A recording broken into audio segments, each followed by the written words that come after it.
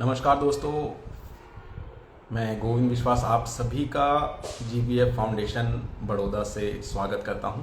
आज यहां पे उपस्थित होने का एक विशेष कारण है। मुंबई से कंटेम्प्रेरी आर्टिस्ट नीलिशा फड़ का एक एग्जीबिशन है 11 नवंबर से बजाज आर्ट गैलरी में। तो हम चाहेंगे कि आप सभी इस लाइव में उपस्थित रहें और इस लाइव का आनंद हो जो इसके प्रिपरेशन में चाहिए होता है उन सब के लिए। तो आप सभी का एक बार फिर से स्वागत है। जो पेज पर नए हैं पेज को फॉलो जरूर करें और हमने आपको रिक्वेस्ट भी किया और हेलो। हाय। हेलो, नमस्ते, कैसी हैं आप?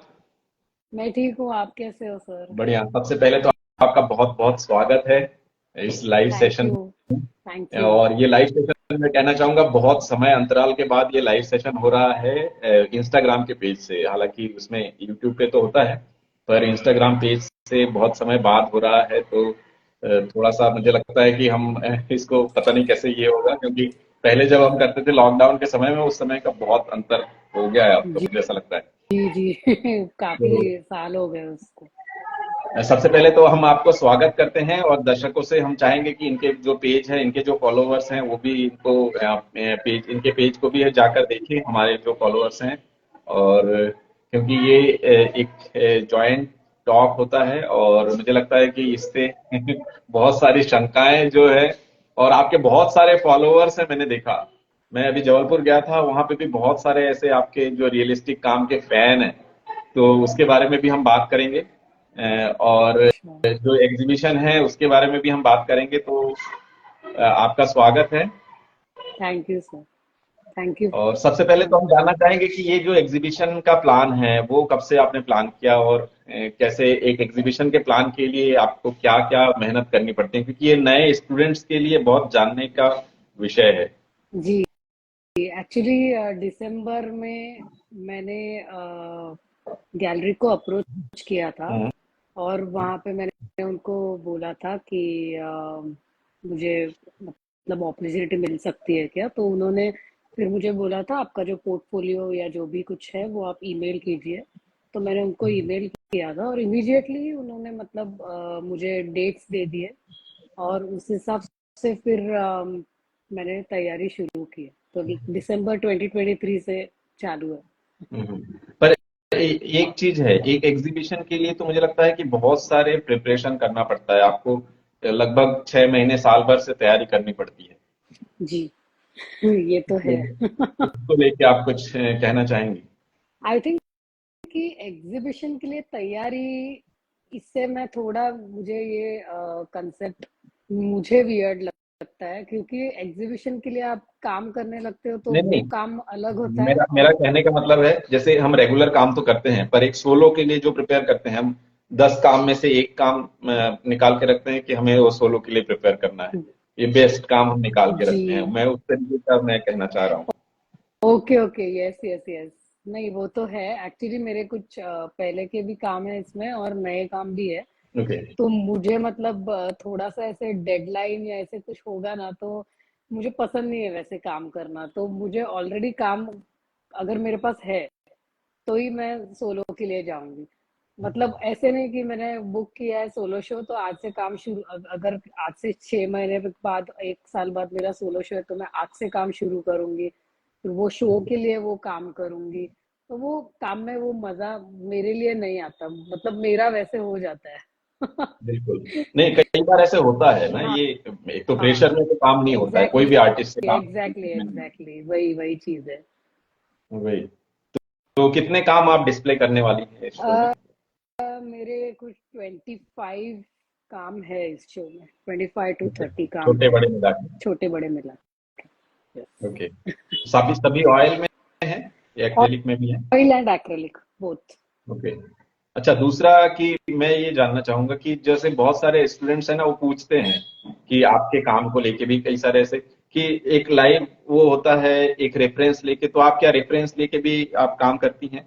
जी, मेरा काम रेफरेंस लेके ही करती हूँ, लेकिन रेफरेंसिंग के लिए फोटोग्राफी मैं खुद से करती हूँ। ओके। तो मेरे अच्छा, जो सेल मॉडल्स हैं, सेल फोटोग्राफ्स लेके जी मेरे जो या मॉडल्स हैं मॉडल?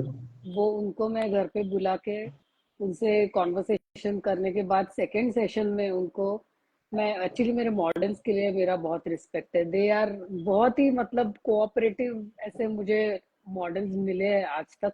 और उन लोग मतलब आते हैं घर पे दो दो बार तीन तीन बार, they give me their time. और वो मेरे लिए बहुत ज्यादा I am very grateful for that. नहीं, वाकई। और जी, एक्चुअली आज के समय में मॉडल मिलना भी मतलब बहुत वो मुश्किल है। बहुत मुश्किल होता है। जी तो जी और दूसरा ये फाइन आर्ट्स के लिए मॉडल मिलना तो बहुत ही डिफिकल्ट होता है। जी। तो वो एक्चुअली सिटिंग मतलब ऐसे 3-4 दिन के सिटिंग नहीं देते वो। हम्म। आते हैं तो 1-2 आवर्स में उनकी फोटोग्राफी करती हूँ। उसके पहले पूरे वीक में सोचती हूँ कि इनको लेके, इनकी जो स्टोरी है इसको लेके कैसे कंपोजिशन करना है और किस चीज से इनका मतलब जो भी कैरेक्टर है वो उसमें, पर्सनैलिटी है वो उसमें दिखाना है पेंटिंग में। उस हिसाब से मैं स्केचेस करके रखती हूँ और फिर वो ओके। स्केचेस के हिसाब से मॉडल्स को अच्छा, फिर उसके पोजेस। बाद उस उनका जो पोज बैठाने जी का और इस तरीके का जी वो फिक्स करवाती है। जी जी जी। ओके। लेकिन वैसे तो पोज दिखा नहीं सकते मॉडल को कि तुम ऐसे ही पोज करो, क्योंकि हर एक का हाँ, बॉडी लैंग्वेज अलग है, हर बिल्कुल। एक का जो वो सब अब उनका जो खासियत है उसको पकड़ के फिर उनकी फोटोग्राफी करनी पड़ती है। तो तो कभी तो कभी मैं इस बात के बाद मैं ये कहना चाहूंगा कि अगर बहुत सारे स्टूडेंट जो ये टॉक शो देख रहे हैं, तो ये भी एक तरीका है जी कि उसको किस तरीके से अपने काम को पहले एक रिसर्च के साथ जी ही काम शुरू किया जाता है। बहुत सारे लोग ऐसे एक्सीडेंटली शुरू करते हैं, बट एक रिसर्च के साथ काम करें तो उसका एक अलग डायरेक्शन जी जरूर जी। मिलता है। और नहीं, मेरा तो दूसरी बात। काम काफी प्लान्ड है सर। मतलब मैं जी। बहुत प्लान्ड काम करती हूँ। कभी कभी बहुत ज्यादा प्लान हो जाता है, ऐसे लगता है थोड़ा सा स्पॉन्टेनिटी भी आनी चाहिए। ओके। लेकिन अभी फिलहाल तो मेरा काम काफी प्लान्ड ही चल रहा है। तो ओके। पहले स्केच, फिर उसके हिसाब से फोटोग्राफी, फिर फोटोग्राफी को लेके स्केचेस, फिर उसको कौन से कलर्स की, मैं उसके लिए कलर स्केच, फिर उसको पेंटिंग कैनवस के ऊपर आना हो तो प्रोसेस ऐसे चालू है अभी। मैंने एक चीज देखा है कि आपके काम में है ना, ऐसे सॉफ्ट सोवर से कलर होते हैं, ऐसे ब्राइट, एकदम ब्राइट कलर नहीं होते। शायद पहले वाले काम में होते थे, लेकिन अभी हाँ वाले काम एकदम स्मूथ स्मूथ सा कलर है। जी तो जी जी किसी ने पूछा है कुछ इमेज, इसमें शेयर करने का ऑप्शन नहीं है। आप यदि जी बॉम्बे में हैं तो आप एग्जीबिशन में आके जरूर देख सकते हैं, 11 नवंबर जी से 17 नवंबर जी तक बजाज आर्ट गैलरी में। और ये खास पॉडकास्ट इसीलिए रखा है कि आप लोग जो भी बॉम्बे के गेस्ट हैं आप जरूर आए। नीलिशा, आप भी इनवाइट कीजिए सभी को। जी definitely. I think everyone is invited. वो तो सोशल मीडिया पे डालते हैं तो वो इनविटेशन वैसे भी सभी के लिए होता है। तो बिल्कुल। आई होप कि पीपल विजिट। और आपको बहुत सारी शुभकामनाएं हैं इस शो के लिए। और थैंक यू दूसरा सर। दूसरा एक चीज है कि पहले जैसे आपकी क्या रूटीन क्या होता है डेली का, मैं ये जानना चाहूंगा, दर्शक भी जानना चाहेंगे। सर देखो, ऐसे कुछ ऐसे मोटिवेशनल रूटीन में नहीं बता पाऊंगी ऑनेस्टली। सब कुछ मेरा उल्टा पुल्टा, मैं झूठ नहीं बोलूंगी, ओके। बिल्कुल भी झूठ नहीं मतलब ऐसे बोलूंगी। कंटिन्यू गैलरी में जो सिटिंग चाहिए होता है वो। मतलब मैं सुबह 4 बजे उठ के रात को 8 बजे सोने तो बिल्कुल नहीं जाती। ओके। मैं ओके। बहुत आराम से उठने वाली हूँ। और उठने के बाद लेकिन मेरा एक ये है कि जब काम करने बैठती हूँ तो 4-5 घंटे फिर काम ही करती हूँ। फिर ओके। देखती नहीं। और मुझे काम करने के लिए डे लाइट ही लगता है। मैं ट्यूबलाइट या आर्टिफिशियल लाइट में काम नहीं कर सकती। तो ये ओके। एक चीज है। तो मेरा काम दर्शकों सुबह 11। दर्शकों को मैं बोलना चाहूंगा, ये छोटे छोटे की पॉइंट्स हैं। मतलब जो जो स्टूडेंट लेवल के जो लोग काम करने वाले लोग हैं, ये जी इनके लिए की पॉइंट्स जी।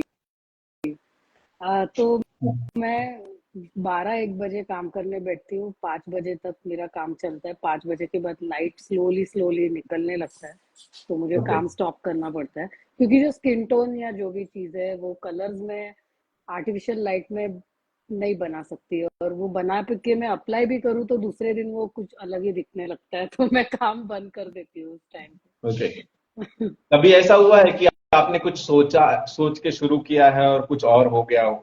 बहुत बार कितना भी प्लान कर लो, वो अलग हो प्लान के ही हिसाब जाता है। से जाए ऐसा नहीं है, हमेशा बहुत चैलेंजेस आते हैं। कभी कभार एक आध पेंटिंग एकदम इजीली हो जाता है, और कभी कभार कोई पेंटिंग इतना खींच जाता है कि सोच भी नहीं सकते। नहीं, बिल्कुल। और मुझे लगता है कि कई बार है ना, पेंटिंग खुद कम्युनिकेट करता है आपके, जो भी, जब आप बनाने बैठते हैं तो वो आपसे खुद कम्युनिकेट करता है और वो अपने हिसाब से फिर ढाल लेता है चीजों को। जी। आपको लगता है? जी, एब्सोल्युटली, मतलब पेंटिंग भी खुद की डेस्टिनी लेके आता है। बिल्कुल। और वो कहाँ शुरू होना है, कहाँ खत्म होना है, हमारे हाथ में है। लेकिन वो पेंटिंग भी एक चीज है कि वो भी हमें हमसे बात करते रहता है कि अभी तुमको रुकना चाहिए, अभी तुमको शुरू रखना चाहिए काम, ऐसे। आई डोंट नो बिल्कुल ये एक्चुअली, दिस मेक्स ये बात सेंस। जब, ये जैसे आपने बोला ना कम्युनिकेशन वाली बात, ये मैं कई लोग ऐसे साधारण लोगों से जब हम बात करते हैं ना, तो कई बार ऐसे बोलता हूँ कि पेंटिंग हमसे कम्युनिकेट करती है। जी। तो वो बोलते हैं वाकई ऐसे होता है क्या? बोले ये तो पागल है। तो मैं बोला हाँ, बिल्कुल होता है। विजुअल कम्युनिकेशन होता है जब आप पूरी पेंटिंग को देखते हैं या जी। उसके चीजों को समझते हैं कि हाँ ये लाइन यहाँ होनी चाहिए, ये लाइन, तब वो कन्वर्सेशन होता है। और ये जानने वाला विषय है, समझने वाला विषय है। ये तो मेरे ख्याल से फाइन आर्ट्स में जो लोग पढ़ते हैं वो लोग बहुत भली भांति जानते हैं। जी, एक्चुअली और कुछ हमेशा ही करना हमेशा ही चाहेंगे आप? ऐसे हो, ऐसे भी नहीं है। अगर आप इन्वॉल्व हो काम में तो कम्युनिकेशन होता है। बिल्कुल। अगर आप किसी चीज के, और ऐसे भी नहीं होता कि आप 10 काम कर रहे हो तो 10 के 10 काम करते वक्त आप इन्वॉल्व हो। ऐसे एक आध दो काम, अगर आप हो इन्वॉल्व 10 के 10 कामों में, तो फिर तो आपका काम अलग ही लेवल पे जा सकता है। बिल्कुल। लेकिन अच्छा, दूसरा एक चीज ऐसा होता है कि जब काम करने का एक रूटीन बन जाता है ना, मतलब हम्म। वो रेगुलर, मतलब जो रियाज वाला मसला है, हम्म। जब वो चीजें होती है ना तो वो 10 के 10 में इन्वॉल्वमेंट दिखता है। पर फिर जी, अचानक से कहीं ब्रेक आया तो वो क्या होता है आपके साथ? कोर्स बहुत बार होता है सर। बहुत बार आर्ट ब्लॉक्स आना, फिर मूडी होना, मूड के हिसाब से काम करना। आई नो मूड के हिसाब से काम नहीं करना चाहिए, ऐसे मैंने काफी लोगों से सुना है। लेकिन आर्ट ऐसी चीज है कि आप उसको जबरदस्ती ऐसे आप 9 to 5 जॉब जैसे बैठ के नहीं कर सकते उसको। अगर आपका माइंड बिल्कुल। पीसफुल नहीं है तो आपका काम नहीं होगा। सिंपल है, मतलब बिल्कुल। माइंड का और आपके प्रैक्टिकल जो आप करते हो उसका बहुत कनेक्शन है, एकदम गहरा कनेक्शन है। तो बिल्कुल। इसके और लिए वो फिर वो। कनेक्टिविटी मेरे ख्याल से बनानी पड़ती है एक आदत अनुसार। जी, डेफिनेटली। तो जैसे कॉलेज टाइम के बाद से आप तो रेगुलर अभी फ्रीलांसिंग काम ही कर रही हैं, तो ऐसा कुछ गोल सेट किया है कि आने वाले समय में इतना मुझे कुछ करना है सर? तो मुझे मेरे पर्सनल गोल्स मालूम है कि मुझे काम कहाँ तक लेके जाना है। मतलब I okay. Am not satisfied with what I am doing. I think no artist is satisfied with what they are doing, and they should not be ever. मतलब अगर मैं बिल्कुल। मेरे कुछ 2 साल पहले के पेंटिंग निकाल के देखूं तो मुझे बहुत तकलीफ होती है, मुझे कुछ बहुत बहुत बहुत कुछ उसमें दिखता है। तो I think that is a good sign, क्योंकि आप अगर एक ही जगह पे ठहरे हो तो आपको वो नहीं दिख सकता। अगर आपका बिल्कुल। प्रोग्रेस हो रहा है तो ही आपको वो चीज, वो फील होता है और ओल्ड दिखता वर्क, है। हाँ ओल्ड वर्क देख के आपको फील होता है। अच्छा, दर्शकों से मैं कहना चाहूंगा कि वो अपने क्वेश्चन भी है ना, अगर उनके मन में क्वेश्चन तो बहुत सारे आ रहे होंगे, क्योंकि ये लाइव सेशन में बहुत सारे क्वेश्चंस आते हैं। तो अगर किसी के मन में कुछ क्वेश्चंस आ रहे हो तो वो भी पूछ सकते हैं। जितना हम यहाँ से ले सकें हम जरूर लेंगे। अच्छा, दूसरा कि आपका एक हैबिटेट में भी शो था, उसके बारे जी, में भी आप कुछ कहना चाहेंगे? फिर आप जो दुबई में विजिट करके आए उसके बारे में भी हम जानना चाहेंगे। Sure sure sir. Actually habitat में जो शो हुआ था वो ग्रुप शो था हमारा। जी। उसमें मतलब हम लोग 6-7 जन थे, और विजुअल विजुअल गैलरी में हमारा शो था। तो वो शो में जो पेंटिंग्स थे वो सेल हुए वो अलग, लेकिन उसके बावजूद जो पेंटिंग्स थे वो मुंबई में कभी डिस्प्ले नहीं हुए आज तक। तो वो भी ओके। इस एग्जीबिशन में, अभी जो आने वाला एग्जीबिशन है मंडे से शुरू होगा, उसमें वो भी काम एडेड है।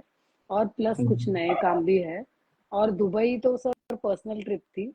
It okay. वाज मेरी जो मौसी है वो वहां पर ही रहती है, she is a doctor over there. तो उसी के यहाँ पे हम लोग गए थे और पूरा सब एक्सपीरियंस किया। पर वो वहाँ का आर्किटेक्चरल जो फीलिंग, वो एक अलग अनुभव था ना। मैंने देखे आपके कई सारे definitely, photograph. Definitely. I think her place की खुद की एक आइडेंटिटी है, और वैसे दुबई की भी है कि उनका आर्किटेक्चर, उनका जो भी इंफ्रास्ट्रक्चर है वो बहुत ही एडवांस्ड है। और मतलब बहुत अच्छा लगता है जाके और देख के कि अम, उन्होंने आर्ट को बहुत ही इम्पोर्टेंस देते हैं उन लोग। मतलब हर जगह पे आप इंस्टॉलेशन हो या जो भी हो, उनका कुछ ना कुछ चालू होता है। और मतलब मुझे मुझे ये एक्सपेक्टेड नहीं था दुबई से, टू बी ऑनेस्ट। क्योंकि हम लोग ये सिर्फ पेरिस और यूरोपियन कंट्रीज से एक्सपेक्ट करते हैं मोस्टली। बिल्कुल। लेकिन दुबई में भी वो चीज मुझे दिखी तो आई वॉज वेरी हैप्पी। वही। अच्छा, एक वर्ल्ड ऑफ पेंसिल ऐसे करके किसी कोई अकाउंट है जिन्होंने पूछा है, बहुत सारे लोग आर्ट को वेस्ट ऑफ टाइम समझते हैं, उन्हें आप क्या कहना चाहेंगी? क्या कहूंगी मैं उनसे, आई मीन अगर आप किसी चीज में प्रोग्रेस नहीं कर रहे तो आई थिंक सब प्रोफेशन वेस्ट ऑफ टाइम ही है। बिल्कुल। वैसे आर्ट के बारे में नहीं बोल सकते।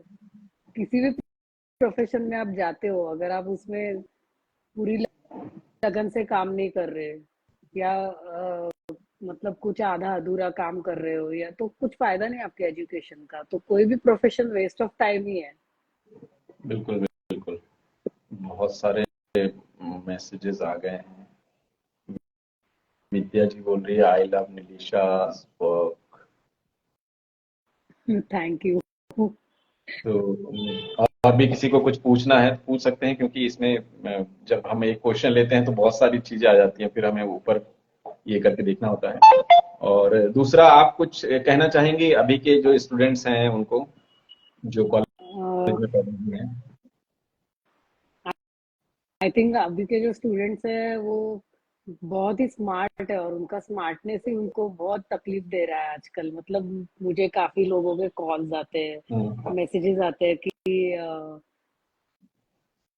अप्लाइड आर्ट में जाओ या फाइन आर्ट में जाओ, फिर बिल्कुल। आगे जाके पैसे कैसे कमाए हम, इनकम सोर्स कैसे बनेगा, कैसे हम्म। सरवाइव करेंगे आर्ट फील्ड में। तो ये सब कॉमन क्वेश्चंस है। लेकिन मैं आई मीन आई थिंक शायद मैं प्रिविलेज हूँ इसलिए होगा या क्या मालूम नहीं, लेकिन मैंने इतने सब चीजों का कभी सोच के मैं कभी इस फील्ड में नहीं आई थी, और शायद सोचती तो आती भी नहीं।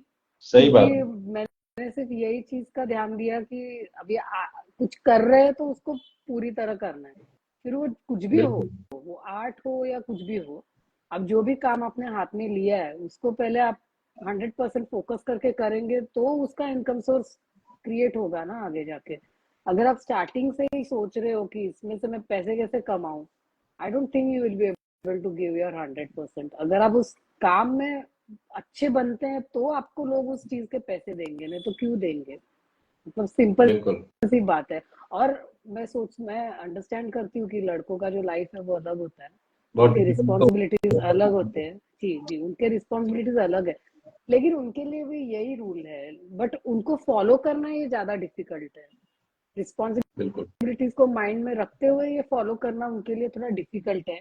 लेकिन फॉलो करने की बात तो सबके लिए एक सेम ही है कि आप जो भी कर रहे हो वो आपको अच्छे से करना है, फिर उसमें से अपॉर्चुनिटीज क्रिएट होती है। अपॉर्चुनिटीज बिल्कुल। देख के आपको कोई चीज नहीं करने जाना है। मतलब ये मेरा थिंकिंग है। अब जो भी अभी एस्टेब्लिश लोग हैं जिनको मैं देखती हूँ, और कितने सारे वियर्ड प्रोफेशंस है दुनिया में, बिल्कुल। इतने सारे वियर्ड प्रोफेशंस है, आप सोच भी नहीं सकते कि ये चीज करके इस व्यक्ति ने इतने पैसे कमाए। वाकई। तो अगर अगर करियर ही सब कुछ होता, करियर का जो सब्जेक्ट या प्रोफेशन ही सब कुछ होता, तो फिर सिर्फ 4-5 ही प्रोफेशंस होते ना दुनिया में कि ये 4-5 चीजें कर लो आपके पास बहुत सारे पैसे आ जाएंगे। इतने ये सारे ये ऑप्शंस होता है ही ना नहीं होते। क्वेश्चन, कि आपका बेटा बड़ा होके इंजीनियर बनेगा, आपका बेटा डॉक्टर बनेगा। आपका बेटा, मतलब वो एक क्वेश्चन होता है ना कि तुम क्या करते हो, तुम बोला आर्टिस्ट, वो आर्ट में क्या करते हो। अब वो चीज समझाते समझाते है ना, कई सारे लोगों को तो समझ में ही नहीं आता है। अच्छा, दूसरा एक हाँ चीज कि ये एब्स्ट्रैक्शन और फिगरेटिव को लेके आपस में है ना बहुत सारी खींचातानी होती है, उसको लेके क्या कहना चाहेंगे आप?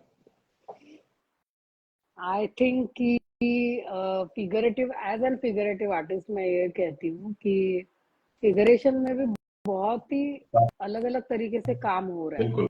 और अगर वो वाकई में फिगरेटिव अगर डैशिंग वर्क है तो आप कोई भी फिगरेटिव पेंटिंग को जूम करके देख लेना, आपको उसमें एब्स्ट्रैक्ट ही दिखेगा।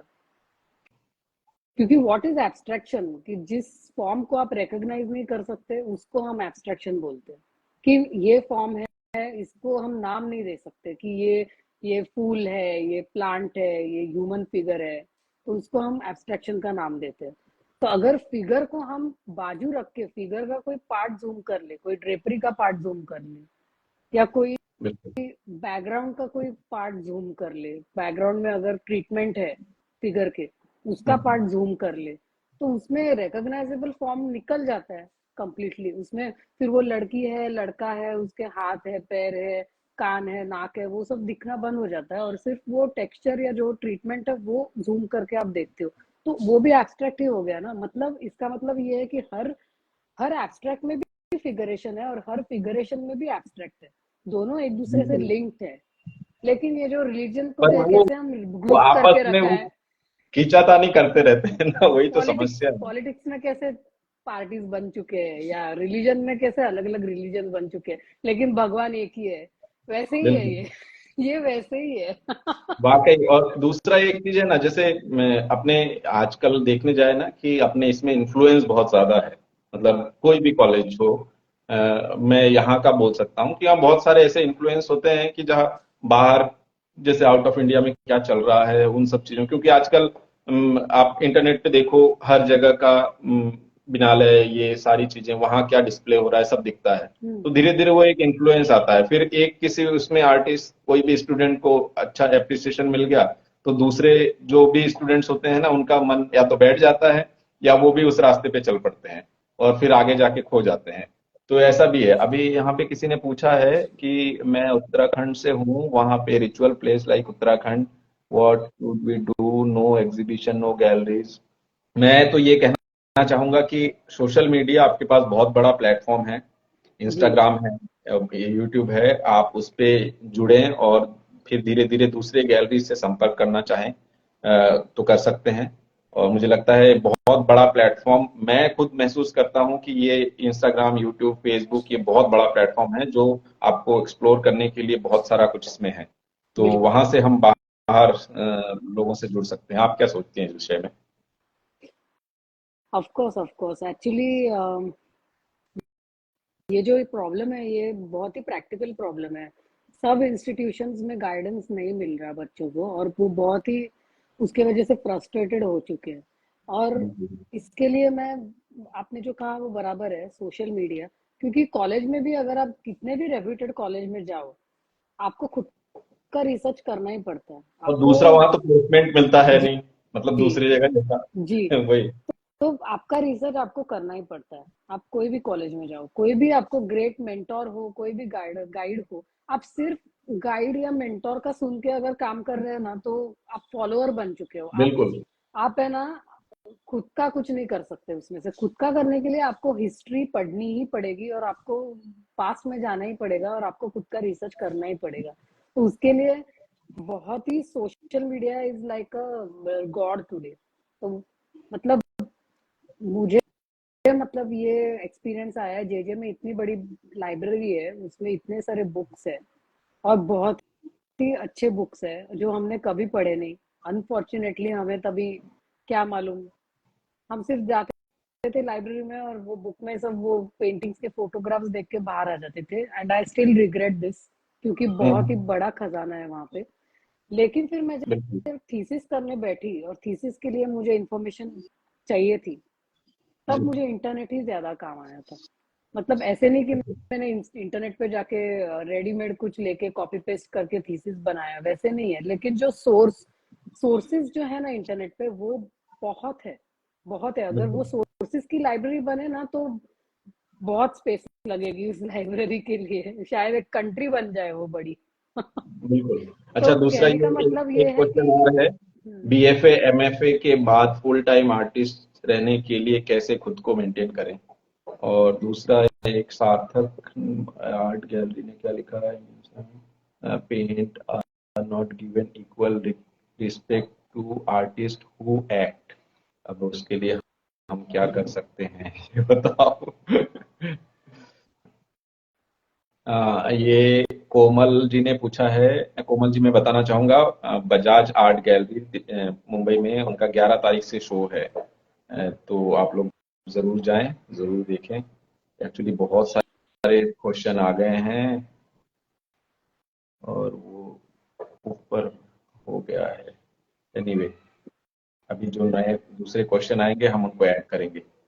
हाँ, तो एमएफए के बाद क्या प्रिपरेशन करना चाहिए और कैसे करना चाहिए? मेरा खुद का जर्नी ऐसे रहा है कि एमएफए के बाद इमीडिएटली 2 साल लॉकडाउन आ गया।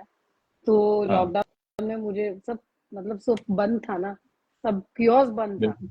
ये ओपन कॉल, वो ओपन कॉल, ये कुछ भी वो, नहीं तो था। वो सब कुछ बंद था। तो मुझे कम्प्लीटली मैंने खुद के काम के ऊपर फोकस किया उसके वजह से, और 2 साल मैंने पोर्टफोलियो बिल्ड किया। तो ओके। वो टाइम मेरे लिए अच्छा था। तो आई थिंक हर एक को ऐसा टाइम लेना चाहिए, थोड़ा बहुत एटलीस्ट। पास आउट होते होते इमीडिएटली अगर आपको वो धागा मिल गया है कॉलेज में कि क्या करना है, किस काम को लेके आगे जाना है, तो बहुत अच्छी बात है। नहीं मिला है तो नो वरीज, क्योंकि 2 साल बहुत कम है इस चीज के लिए। तो आपको और बिल्कुल। रिसर्च करके खुद को ढूंढना चाहिए और फिर काम को शुरू कर रखना चाहिए। लेकिन काम शुरू रखना चाहिए, ये तो डेफिनेट है। ऐसे नहीं कि कॉलेज खत्म हो गया तो काम भी खत्म हो गया। अच्छा, विद्या जी पूछ रही हैं आपका थीसिस का क्या सब्जेक्ट था? मेरा फीमेल फिगर के ऊपर था, फीमेल फॉर्म के ऊपर था। क्योंकि मुझे पता था कि मुझे यही सब्जेक्ट को लेके आगे काम करना है। तो थीसिस का सब्जेक्ट ऐसे ही चुनना चाहिए कि जिसका खुद को कुछ फायदा हो आगे जाके। तो आप रिसर्च बिल्कुल। कर रहे हो तो आपको उस चीज का कुछ एडवांटेज होना चाहिए, ऐसा ही सब्जेक्ट चाहिए हम्म, थीसिस के लिए। अच्छा, मेरे मन में एक एक क्वेश्चन आ रहा है। आपने कब मतलब ये किया कि आपको आर्टिस्ट बनना है, या आपको कब कब फील हुआ? बचपन या से ही, क्योंकि मेरे डैड आर्टिस्ट थे। मेरे ओके। डैड आर्टिस्ट है, सॉरी थे नहीं हाँ, है, आर्टिस्ट अभी भी इज प्रैक्टिसिंग। ओके। उनको देखती थी पेंटिंग करते वक्त। तो मुझे बहुत उनके ऊपर जेलेसी होती थी कि मुझे रोज स्कूल जाना पड़ रहा है, पढ़ाई करनी पड़ी है। मेरे लिए कब ये दिन आएगा कि जब मुझे सब पढ़ाई बाजू में रख के मुझे सिर्फ पेंटिंग करने मिलेगा फुल टाइम। तो तब से ओके। ही है वो मेरे माइंड में। वाह। अच्छा, एक बातचीत हम उनसे भी करना चाहेंगे आने वाले समय में। हम देखें तो सही जी, कहाँ से आपको इन्फ्लुएंस डेफिनेटली मिला है। Definitely definitely. तो ये नहीं, एक्चुअली ये माहौल अगर घर पे मिलता है ना तो उसका बहुत बड़ा फर्क पड़ता है आपके काम में, आपके सारी चीजों में। नहीं तो कई बार ऐसा होता है कि जैसे मैं अगर बात करूं, मेरे पापा को मेरा काम समझ में नहीं आता है। वो बोलते हैं, पता नहीं क्या बनाता है मुझे के बाद। तो और वो चार लोगों को जब बोलते हैं ना तो हमें ऐसा हो जाता है कि अरे यार, क्या कर रहा हूँ मैं। ये अभी भी मुझे क्या मालूम, कोई पूछता है ना कभी कि व्हाट डू यू डू, तो आर्टिस्ट बोलने के लिए ऐसे मैं बोल देती हूँ आर्टिस्ट। लेकिन फिर आई स्टडी द पर्सन कि जिसको बोला है आर्टिस्ट हूँ, तो उनके फेस पे हमेशा क्वेश्चन मार्क ही दिखता है मुझे। तो मुझे लगता है उनके दिमाग में पहले वो आता होगा, कुछ मंडाला आर्ट, हाँ, rangoli art. Rangoli art, mandala, बिल्कुल ये ये भी सारी चीजें तो होती हैं। आर्ट ही है, आई एम नॉट, मैं उसको कम नहीं बोल रही। लेकिन कैनवास पेंटिंग ये मोस्टली कोई नहीं सोचता आर्टिस्ट बोलेंगे तो। इंडिया में बिल्कुल। ये एक चीज और है। आजकल तो क्या म्यूजिकल आर्ट, वो बहुत है। काइनेटिक आर्ट, क्या क्या चीजें, परफॉर्मिंग आर्ट, जी। ये सब चीजें तो जो नॉर्मल लोग देखेंगे तो बोलेंगे ये क्या है। वो तो ऐसे घर वाले बोलेंगे ये करने जाता है हमारा मैं बच्चा। दुबई में मेरे मौसी के साथ और बहन के साथ, दोनों भी आर्ट फील्ड के नहीं, बिल्कुल भी नहीं। मेरे हम्म, मेरे लिए उनको आना पड़ा वहां पे। ब्लूर म्यूजियम जो है अबू धाबी में, वहां पे हम ओके। लोग गए थे। तो मैंने उनको बोला ये बीच में सीट्स रखे हुए हैं, आप लोग इधर आराम कीजिए, मैं पूरा म्यूजियम देख के आपको यहाँ पर मिलती हूँ। ओके। तो वो बैठ गए थे किसी एब्स्ट्रैक्ट पेंटिंग के सामने, जो कि हार्ड कोर एब्स्ट्रैक्ट था। मतलब उसमें हार्ड कोर एब्स्ट्रैक्ट था वो काम। तो बस उन्होंने मुझे इतना डांटा बाद में कि अरे ये आर्ट है, ये पेंटिंग है, इसके लिए देखने के लिए लोग इतने आते हैं इधर, ऐसे वैसे वैसे। तो फनी था वो एक्चुअली उस टाइम पे। बट ये रियलिटी है, मतलब you can't expect everybody to understand. I think art field के लोग भी आज एब्स्ट्रैक्ट को नहीं समझ रहे, तो आर्ट फील्ड के जो नहीं है उनको तो बहुत मुश्किल है बिल्कुल। समझना। अच्छा, एक सवाल और है कि जैसे जो भी आर्ट कॉलेज का इम्पोर्टेंस आपको क्या लगता है कि जो कॉलेजेस का सिखाना वो हेल्प करता है, और या उनकी हिस्ट्री। आई थिंक इसके लिए एक बहुत ही सिंपल एग्जाम्पल है, बहुत सिंपल एग्जाम्पल है कि जैसे आप जिम में जा रहे हो, तो आप घर पे भी एक्सरसाइज कर सकते हो, घर पे भी डंबल्स रख सकते हो, घर पे भी सब कुछ है। लेकिन आप जिम में बिल्कुल। क्यों जाते हो फीस भर के? क्योंकि आपको एक रूटीन चाहिए होता है कि बिल्कुल। मुझे, मैंने पैसे भरे हैं, मुझे रोज वहां पे जाना है, खुद को फिट रखना है, और वहां पे और भी लोग रहते हैं आजू बाजू में एक्सरसाइज करते हैं, तो उससे आप मोटिवेशन लेते हो, उससे आप एक्सरसाइज करते हो। तो सिंपल चीज है ये, आप घर पे करो या आप जिम में करो, लेकिन एक्सरसाइज होना चाहिए। वैसे ही आप आर्ट कॉलेज में जाके सीखो या आप घर पे खुद से सीखो, एक गाइडेंस तो आपको जरूरी है, ये तो है। और और घर पे बैठ के आप दूसरा, ऑनलाइन गाइडेंस ले सकते हैं या कॉलेज में जाके आप टीचर्स का गाइडेंस लो।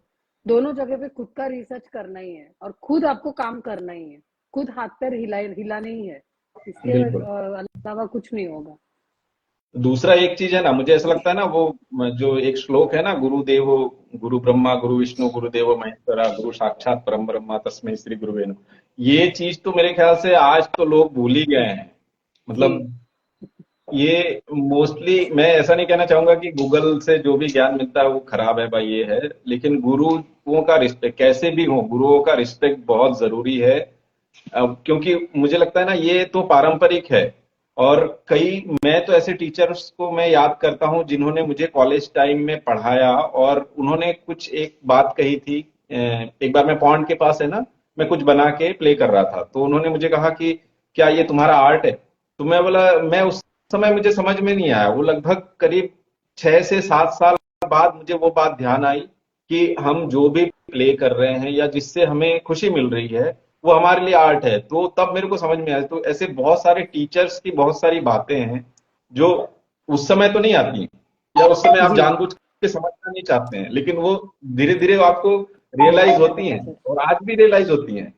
अब जब हम जी काम करने बैठते हैं तब वो रियलाइज होता है कि उनका क्या अहमियत, क्योंकि कुछ आर्ट टीचर है नहीं, कुछ जो अब इस दुनिया में नहीं है, तो ऐसे उनकी बातें हमेशा याद रहती हैं, याद आती हैं। ये जी बहुत जरूरी है। जी। नीलिशा मानसी पूछ रही है, who is your favourite artist और इन्फ्लुएंसर? बहुत है, मैं एक का नाम नहीं ले सकती, बहुत है आज तो। मतलब फिगरेटिव में ही देखने जाए तो इतने अलग अलग तरीके के एक्सपेरिमेंट्स हो रहे हैं कि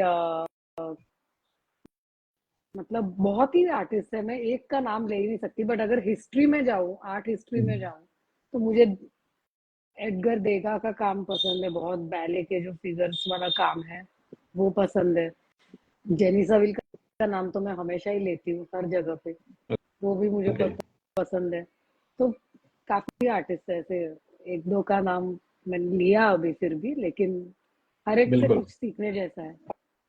दूसरा, मैं ये तो चाहूंगा कि जो भी जैसे इंडिया में जब छोटे छोटे जगह पे कॉलेजेस हैं, उनके जो स्टूडेंट्स हैं, वो लोग सब्जेक्ट्स को लेके बहुत कुछ चीजें ऐसे ये करते हैं कि क्या सब्जेक्ट चूज करें, क्या बनाएं जिसमें मेरे एक यूनिकनेस हो। तो वो ऐसे सब्जेक्ट्स को, या उसमें एक भारतीयता झलके, या ऐसे इनके ऊपर आप क्या कहना चाहेंगे? आई थिंक सब्जेक्ट खुद के खुद को इन्वॉल्व करके हो तो वो यूनिक बनेगा, क्योंकि हर एक व्यक्ति यूनिक है, उसकी सोच यूनिक है। वो सोच जब तक आर्ट में नहीं आती तब तक वो आर्ट यूनिक नहीं हो सकता, क्योंकि कैनवस भी सेम है, ब्रश भी सेम है, कलर भी सेम है, सब लोग सेम मटेरियल यूज कर रहे हैं, सब लोग सेम मटेरियल में क्या, आप थोड़ा बहुत कुछ तो अलग अलग कुछ यूज करके मटेरियल आप बनाओगे कुछ भी, लेकिन जो आप या रिफ्लेक्ट उसका कर रहे हो उस यूज करने मटेरियल का के तरीका ऊपर, अलग होता है। हाँ, उस आप रिफ्लेक्ट कर रहे हो उस मटेरियल के ऊपर, वो तो आपके माइंड से आ रहा है। तो आपके बिल्कुल माइंड से अगर नहीं आएगा तो वो यूनिक नहीं बन सकता। बिल्कुल। कि अगर कोई मॉडल बैठा है और 10 लोग उसका पोर्ट्रेट कर रहे हैं, तो हर एक जन सेम पोर्ट्रेट नहीं करेगा, हर एक जन अलग पोर्ट्रेट करेगा। वो अलग अलग ही कैसे होता है, वो यूनिकनेस कैसे आता है? क्योंकि हर एक अपने सोच को उसमें डाल के पोर्ट्रेट कर रहा है। तो वैसे ही आपको पोर्ट्रेट ही नहीं, कोई भी आर्ट, आपका खुद का इन्वॉल्वमेंट जब तक नहीं है, वो यूनिक नहीं होगा। सही बात है। चलिए, बहुत अच्छा लगा, आपने बहुत सारी जानकारी दी। अब आप दर्शकों को इनवाइट कीजिए आपके शो के लिए आने के लिए। डेफिनेटली, और सब लोग प्लीज आइए। कमल नयन बजाज आर्ट गैलरी थोड़ी सी ऑफ साइड है, नरीमन पॉइंट में है, बट जरूर आइए। और और और मैं तो शुभकामनाएं देना चाहूंगा कि जी आपका शो सुपर जी। हिट जाए और बहुत और सारे लोग आए। ट्यूसडे वैसे तो गैलरी हर दिन 11 AM to 6 PM है, लेकिन ट्यूसडे को 11 to 9 PM सब गैलरीज जो भी एरिया में है वो 9 PM तक चालू रहेंगी। तो ट्यूसडे को एक अच्छा माहौल होगा, सब जगह पे प्रीव्यूज है, ऑनगोइंग शोज का भी चालू है। तो it will be a nice evening out, अगर लोग आना और मैं चाहें तो। गैलरीज को भी इनवाइट करना चाहूंगा, जो दूसरे गैलरीज है वो भी जरूर जाके देखें, क्योंकि वो सबके अपने अपने गैलरीज में शो होते हैं ना, तो कोई जा भी नहीं पाता है। और जी, उनकी वो भी है। चीजें तो होनी चाहिए। जी जी तो जी। बहुत सारे लोग आपको बेस्ट विशेस दे रहे हैं, मानसी बोल रही हैं। थैंक यू सो और मच एवरीवन। रूपल जी बोल रही हैं। और कुछ शेयर करना चाहेंगे आप? मैं आई थिंक शेयर हो गया है सब है ना? कुछ। और जी मैं दर्शकों को कहना चाहूंगा, जो भी हमारे इस पेज को फॉलो नहीं किया, वो पेज को जरूर फॉलो करें। जो हमारे व्यूवर्स हैं वो भी निलिशा के पेज को फॉलो जरूर करें। तो बहुत बहुत शुभकामनाएं निलिशा। Thank you sir. फिर मुलाकात होती है एक नए जी लाइव पॉडकास्ट में। नमस्कार। नमस्कार सर, और थैंक यू इनवाइट करने के लिए।